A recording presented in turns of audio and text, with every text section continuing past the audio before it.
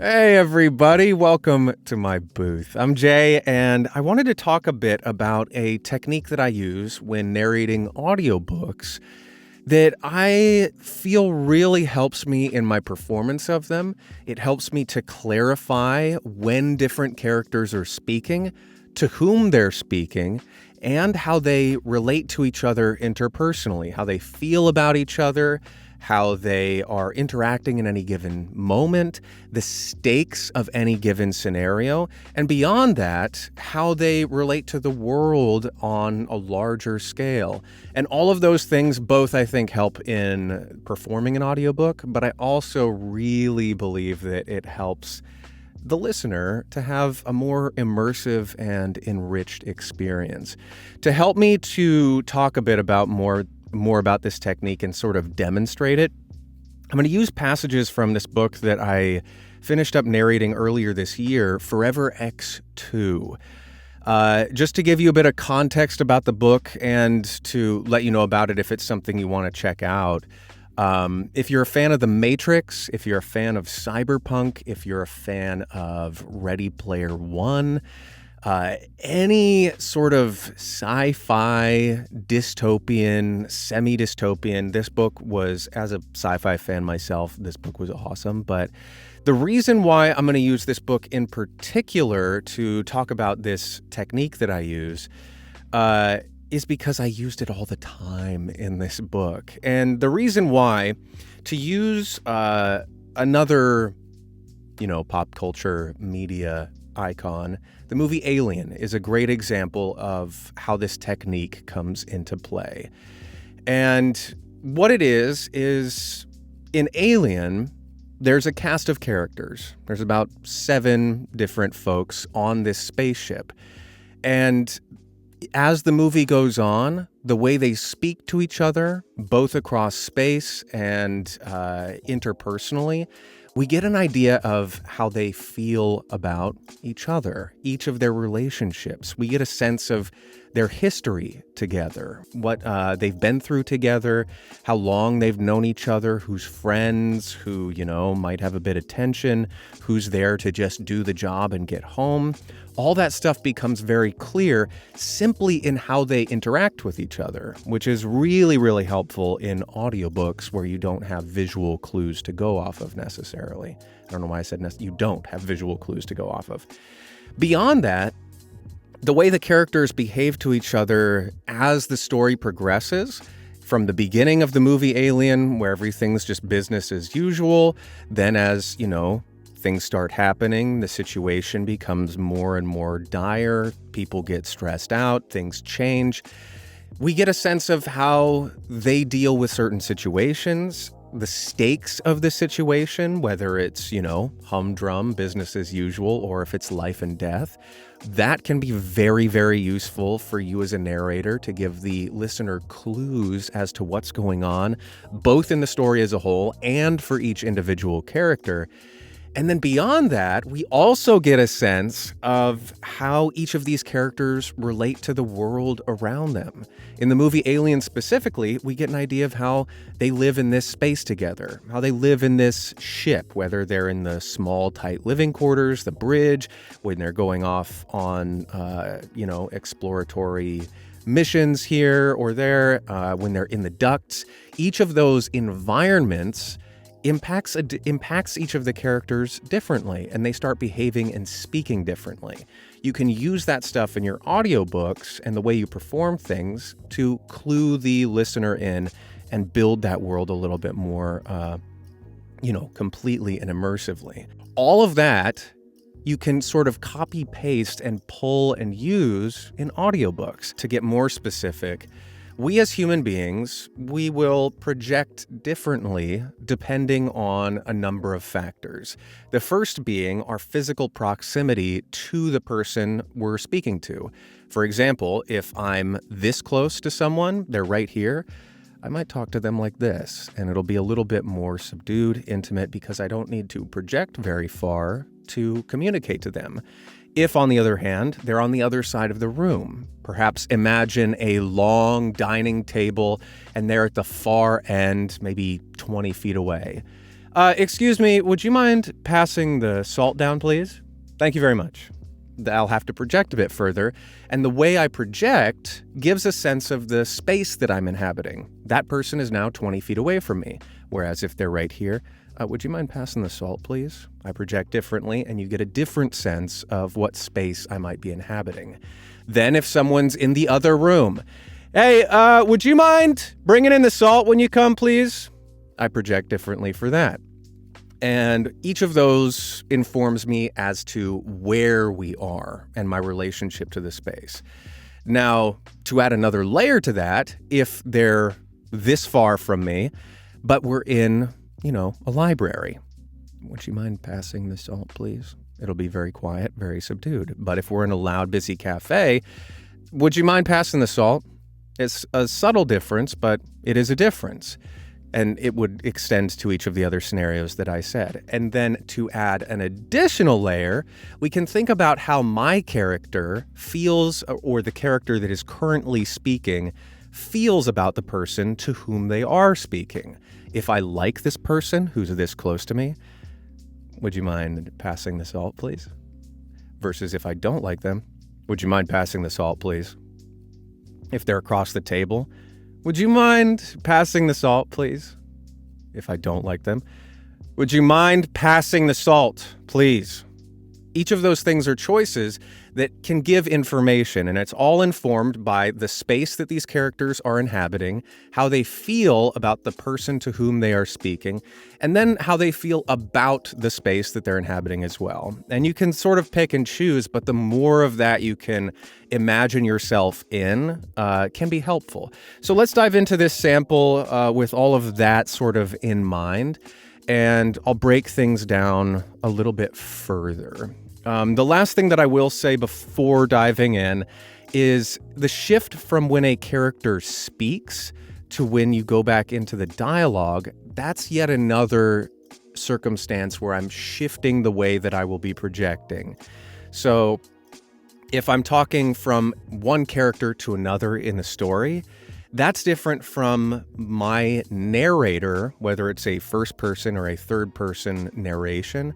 It'll be different how I speak to the listener. And the way I think about speaking to the listener is I treat the microphone sort of as the ear of the listener, and the space I imagine myself in that moment is either, sort of a confessional thought space.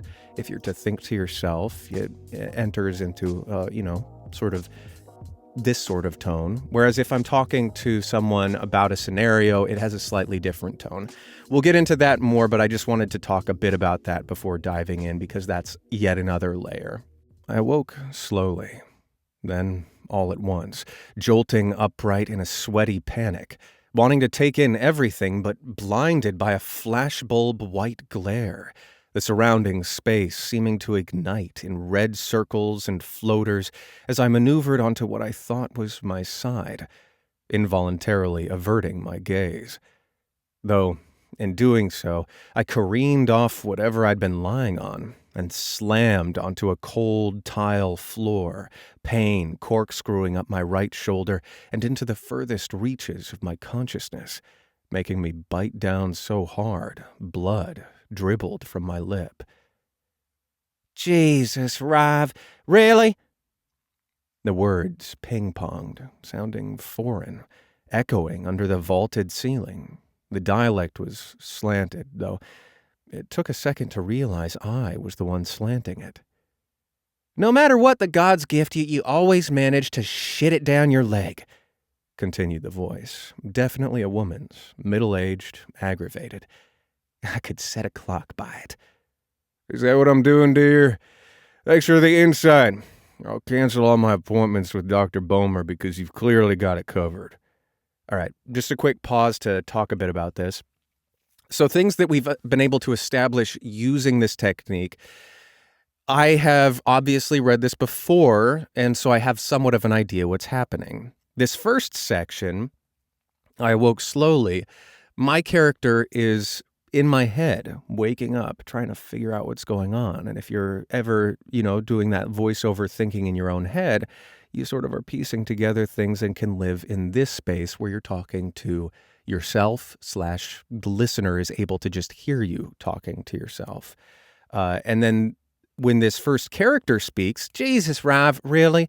We get a sense in how I perform it that there's a relationship there. There may be some history. They are disparaging towards this person in some way.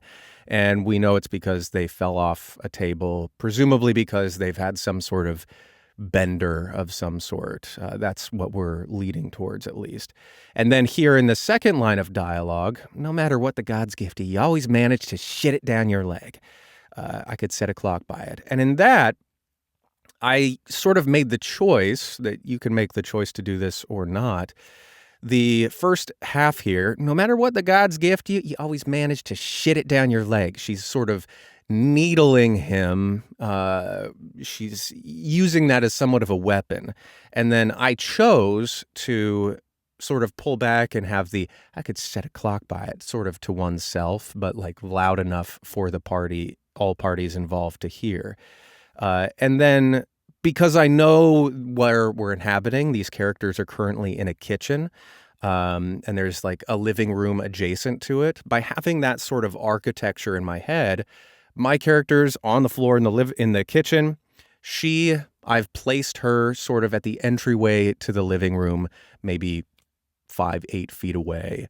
And so I can, by putting myself into that physical, imagined space, I can then project, oh, is that what I'm doing, dear? Thanks very much for your insight there. And that gives me a sense of both how this character's feeling.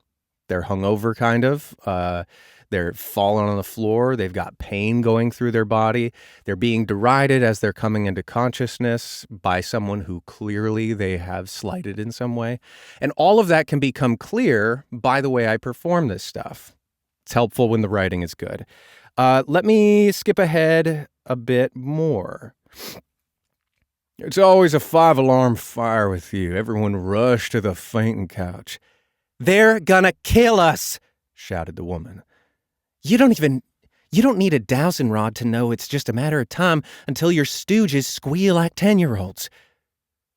I was thoroughly confused now, and I couldn't see anyone amidst the chrome and tungsten smear of lights.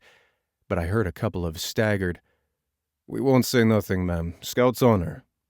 And then a more somber, "Loose lip sync carrier groups." "They'd have already blabbed, dear. I'm the one you should be." I staggered and collapsed back onto the kitchen table, hearing glass shatter a half-moment later, the cool hardwood a balm on my cheek with the recessed lighting slamming down as if I were in an operating room. Part of me hoped to slip back into whatever I'd been in and never return. The other was itching to leap up and pontificate on this unknown, clearly weighty topic in media res. But the circuitry was confused, as if there were two me's running concurrently, using entirely different neuronal sets. Every few moments it felt like they were syncing up, but then they'd split apart again just as fast. Together, then separate. Together, then separate.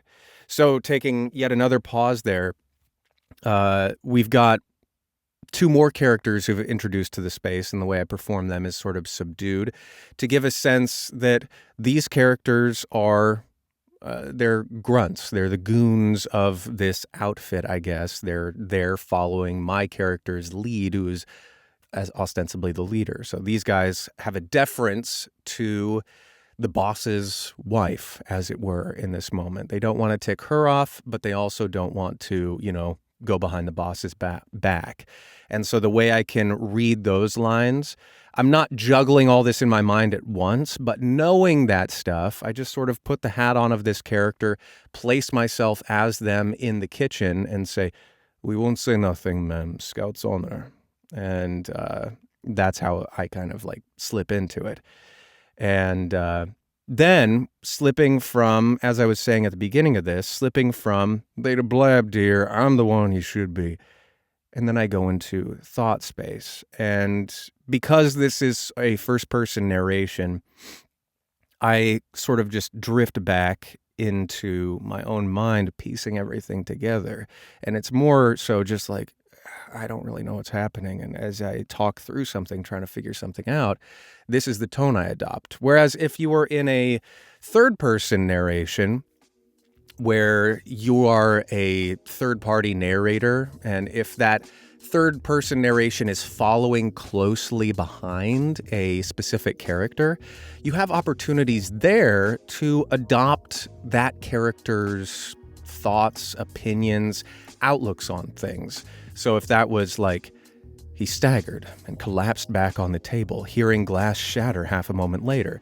If it's just a he third-person perspective camera instead of in my mind, I can still adopt the things that are going through, and that will help to immerse the listener further. Yeah, it's sort of just like a different camera angle, but it still has that same emotional energy. And then if you're not following a specific character, if it's truly a third-person omniscient, then you can make all sorts of choices. You can jump from character to character if that suits the text. You could have sort of a detached commentary on things where you can have your own opinion about what's going on. If you saw the video about the Twisted Tower of Endless Torment that I put on here recently, that video has a third-person narrator who's omniscient, and that way you can have commentaries about different characters and adopt different points of view if you want, which can be very fun. Anyway, that's the breakdown on this sort of spatial technique or thought process that I put to work in audiobooks. If you have any questions about it, or if you think I can go into more detail on certain aspects of it, please let me know. I love this stuff, but I hope this was helpful for you. And until the next one of these, be well, click the buttons if you haven't already, and I'll see you then. Toodles.